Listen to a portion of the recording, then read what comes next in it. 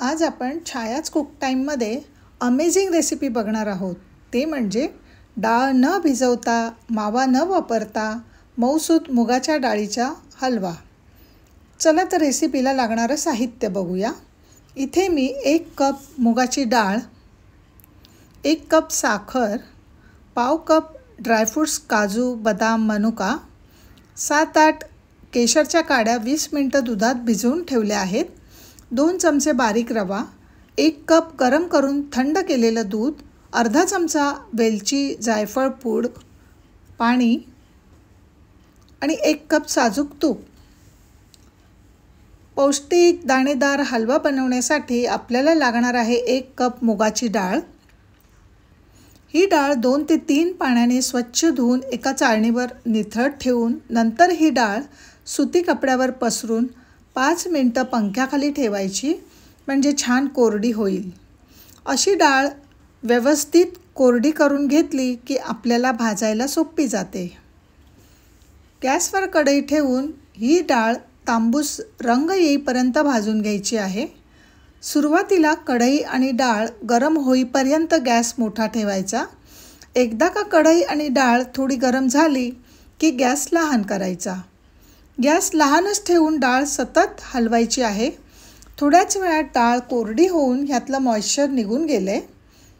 आता डाळ सतत तळापासून हलवायची आहे, कारण मुगाची डाळ खूप बारीक असल्याकारणाने तळाशी करपण्याची शक्यता असते। त्यामुळे फार मोठा गॅस ठेवायचा नाही, मंद गॅसवरच भाजायची आहे। आता डाळ छान भाजून झाली आहे, तुम्ही रंग पाहू शकता, थोडा तांबूस रंग आलेला आहे।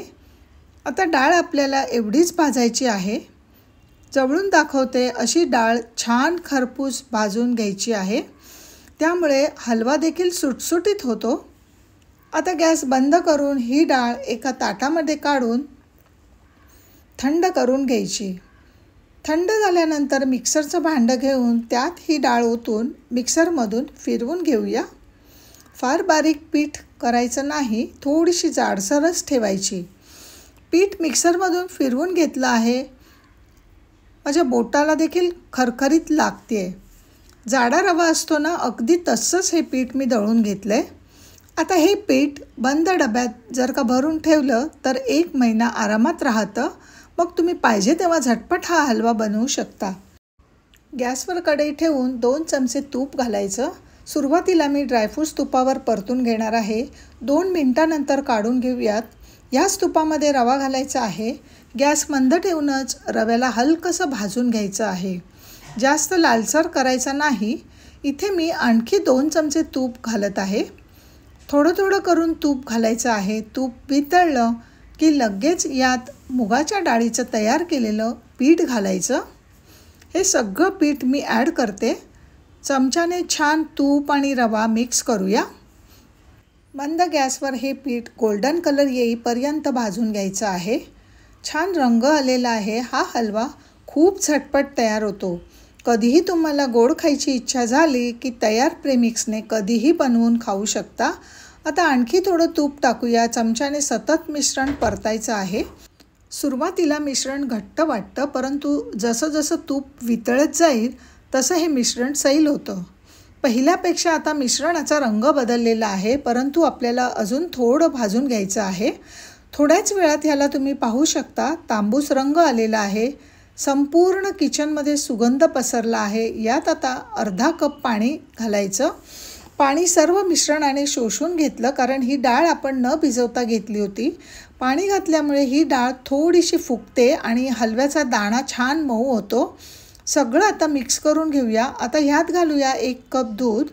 थोडं थोडं करून दूध घालायचं आहे। दुधाऐवजी फक्त पाणी वापरूनही करू शकता किंवा नुसतं दूध वापरूनही करू शकता, परंतु दूध वापरल्यामुळे हलव्याची टेस्ट खूपच छान येते। आता इथे मी सगळं दूध घातलेलं आहे। दूध घातल्यानंतर सुरुवातीला आपल्याला मिश्रण गोळे गोळे झाल्यासारखं वाटतं, परंतु जसं दूध पिठामध्ये मिक्स होईल तसं याचं टेक्स्चर बदलत जाईल। आता यात टाकूया साखर। साखर मिश्रणात व्यवस्थित मिक्स करायची आहे। गॅस मंदच ठेवायचा। साखर घातल्यानंतर मिश्रण थोडं सैल होतं। आता इथे मी खवा न वापरता 1 चमचा मिल्क पावडर घालणार आहे। याऐवजी तुम्ही दुधावरची साय किंवा खवा देखील वापरू शकता. मिल्क पावडरमुळे टेस्ट आणखी वाढणार आहे. आता दुधात भिजवलेलं केशर घालायचं आहे. ड्रायफ्रूट्स कट करून घालूया. पुन्हा हे मिश्रण तळापासून छान एकत्र करून घेऊयात आणि 1 मिनिटासाठी झाकण ठेवूया. 1 मिनिटानंतर झाकण काढूया. पहा काय सुरेख रंग आलेला आहे. हा हलवा थंड झाल्यावर आणखी घट्ट होतो, त्यामुळे आत्ताच आपल्याला गॅस बंद करायचा आहे. सर्वात शेवटी वेलची जायफळ पूड घालायची. रंग फारच छान आलेला आहे. तर अशा पद्धतीने मुगाच्या डाळीचा शिरा नक्की करून पहा. खूप मोकळा आणि तरीही मऊसूत हा तयार होतो. अशा पद्धतीने मुगाच्या डाळीचा हा हलवा जरूर करून पहा. रेसिपी आवडली असेल तर मला कमेंट करून जरूर कळवा. आवडल्यानंतर एक लाईक तो जरूर बनता है. आणि हो, आवडली तर शेअर करायला विसरू नका. चॅनलवर नवीन असाल तर सबस्क्राईब करा. लवकरच भेटूया एका नवीन रेसिपीसह. तोपर्यंत धन्यवाद.